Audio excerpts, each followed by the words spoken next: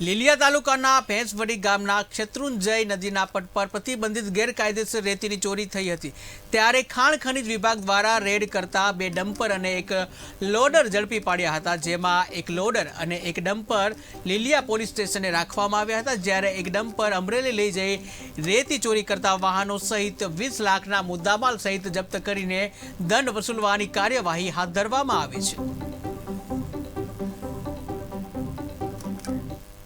જે વહેલી સવારે અમારા ભૂસર શાસ્ત્રી સાહેબની સૂચનાથી અમે ભેંસવડી શત્રુંજય નદી પટમાંથી એક લોડર અને 2 ડમ્પર સાદી રેતીનું ગેરકાયદેસર ખનન કરતાં અમે પકડી પાડેલા છે।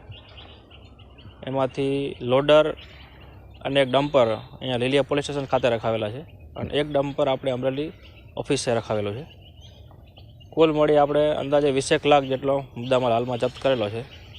હવે આ તમામ ખનન કરનાર ઇસમો સામે આપણે કારણદર્શક નોટિસ આપી અને વસૂલાત અંગેની કાર્યવાહી હાથ ધરશું। આજે વહેલી સવારે